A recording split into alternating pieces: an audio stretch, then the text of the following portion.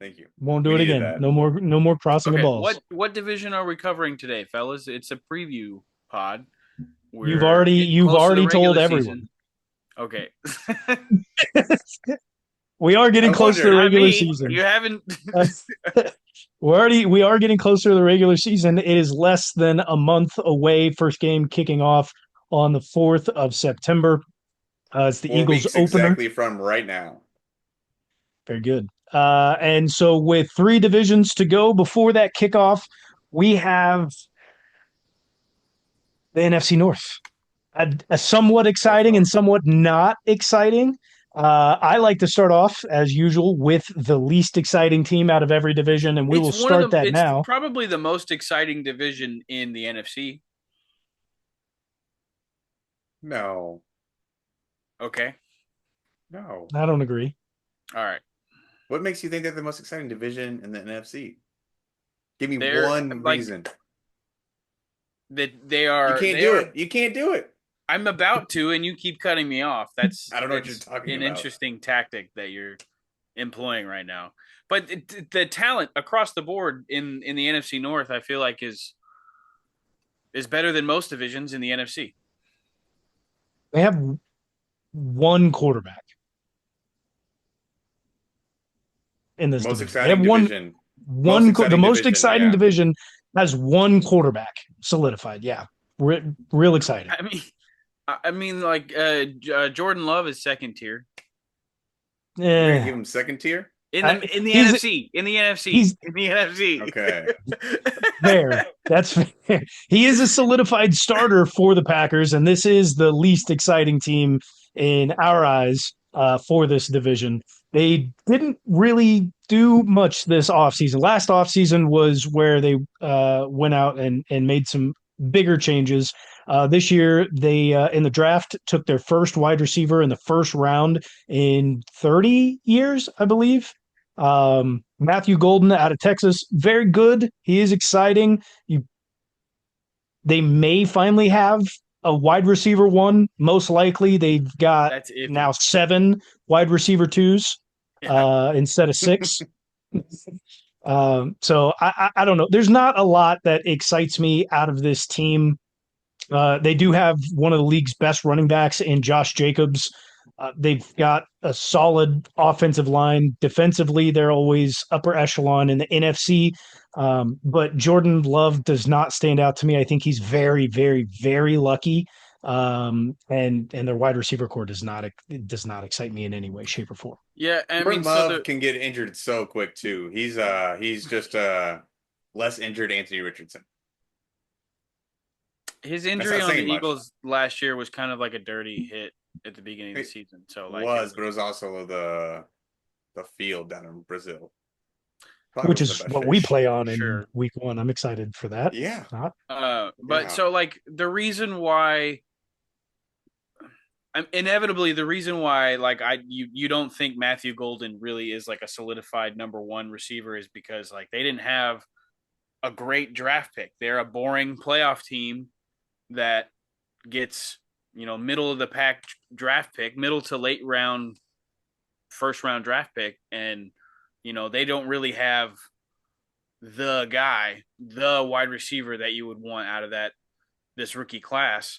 So I mean, I, I'm not saying that. I think he could be a I number don't think so. one. It, I don't it think so. totally depends on the coaching staff and how they develop players, which has proven not to. I think you put him on most other teams, and he could have the development of a wide receiver number one. I I would also just be think there's going to worried be about some level of toxicity in that wide receiver room because there's a guy like Romeo Dobbs that's been there for a while that has like wanted to be the guy, and Christian Wilkins with his or damn, what's his yeah, name? Watson. that's a fine. Watson. Yeah. Okay. I Uh, see what he's got it on his mind. Christian Watson with all his injury history, guys that have been there for a couple of the years that either expected to or wanted to be the guy and have some talent, but not game breaking talent. So like I don't know if Matthew Golden is really going to be able to like emerge or thrive in that kind of crowded of a wide receiver room, but we'll see. I like their defense, I really do, but the offense led by Jordan Love, honestly, the best part about it's Josh Jacobs. And he just got his first reception touchdown of his career last year. So will he really be that much of a factor for the Packers this year? I mean, running game, yes, but they got to do a lot more than just rely on Josh Jacobs and their wide receiver twos. I mean, that's all the Raiders ever did was rely on Josh Jacobs. He's proven that it doesn't Look what matter happened that there. Look what happened there, though. the team didn't win, but the team was not very good. I'm not saying that the Packers will be good. They will They'll probably make the get playoffs close to the playoffs or make the playoffs as a wild card. They're finishing third. But and not do but at much. the end of the yes, but at the end of the day, they can still win games on the back of Josh Jacobs. He's proven that he's like a healthy and mid to reliable. late first round draft pick. You know, it's gonna be the same thing all over again. The make or break for the Packers is going to be if Matthew Golden can be a wide receiver number one. That's going to be the make or break. Their defense is always pretty good. The make But or you break for wouldn't them is want if you they can wouldn't have a want standout receiver. I don't know. I don't know if you would really want that type of pressure, like for a rookie like that. Like he's not gonna just step in and be a leader in that wide receiver room. We don't know. We don't know that. He very well could be. We've seen it happen with the likes of DK Metcalf. With DK is a AJ different AJ Brown did it. receiver, though, man. Like we've Huge seen receivers. receivers. Is Yeah, Matthew but Golden a big receiver like that? I mean he's over 6 foot. Skinny as hell, probably. That's typical of receivers in college nowadays. That's the typical wide receiver build. The guys of Megatron no longer exist. The guys like AJ Brown No and longer DK exists. Metcalf, like they're a dime a dozen. Like you're not going to find it. Exactly. So what makes you think that Matthew Golden Do can you know what elevate the to that phrase "a level? dime a dozen" means? I yeah, I did that. I did that wrong. That was the wrong phrase to use. Yeah, it's like finding a needle in a haystack. Those guys do not come around very often anymore in today's game. So when we're saying that wide receivers that are smaller, they're skinnier, they're not as big, cannot come in or unlikely to come in and make an impact right away, that's going to go out the window very quickly. And it probably starts with this year's receivers because the guys coming in are not going to have those builds that we've seen in the past. I'm not Like saying it's going to be Matthew Golden either. Like I am very skeptical about the development He's from not even these 6 foot. coaches. He's not? I thought he was. 5'11" and 191. Ah, he's a come small on. guy, He's not 6 foot. but This is a typical regardless, like build of normal top to receivers. bottom, like I don't know, as a coach, I feel like I would be pretty happy with the talent that you have in the wide receiver room. Do we think that it's just as simple as blaming Jordan Love for the lack of production, or like do we think their receivers are bad?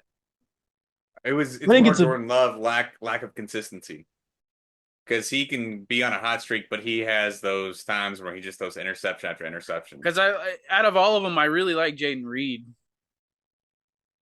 He's going to be good. Tavion Wicks is also a very good receiver. Like again, they have a bunch of talent there. I think it's two pieces. I think you hit on one, and Jordan Love is a partial issue.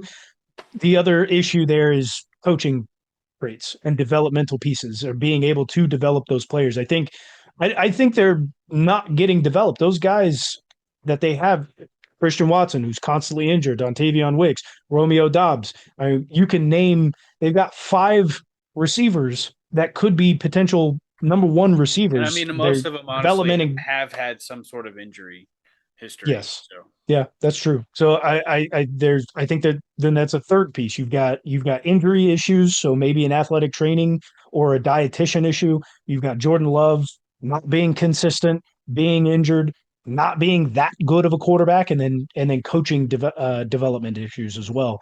And not like that's Matt LaFleur's fault. I think he's out coaching the talent that he has.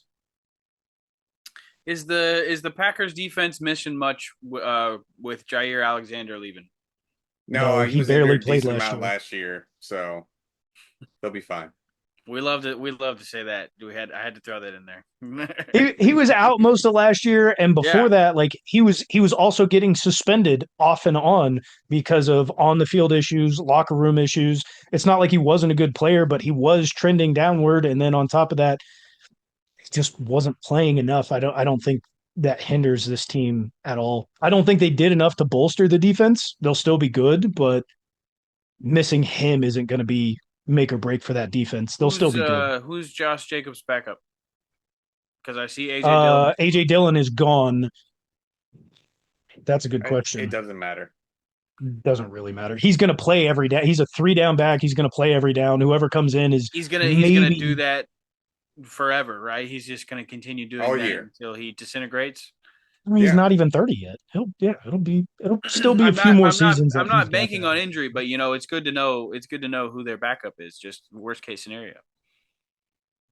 AJ Dillon was out all last year as well, wasn't he? You're out all last year, Sean. Really? Oh, you're way out of pocket, man. You're out of line. Oh, which is worse, out of line or out of pocket? You tell me. That's a question. That's a question. That is a question. Yes. You're out of line, buddy. Hey, Emmanuel Wilson from pocket. San Francisco is the backup, and then Marshawn Lloyd as well. Didn't hear it. So nobody's. Nobody's. Doesn't matter. That's what I meant. I have the Packers. It's got to be second, right? It's got to be like No. logically second. No. You think the JJ McCarthy led Vikings is going to do better? They did better last year with Sam Darnold. Sam Darnold's better than JJ McCarthy. I think JJ can get them to maybe 10. Okay. With that defense they have. I think the Packers finished better than the Vikings. Bad take. I'm gonna go ahead and say it. Hot take, Packers 4.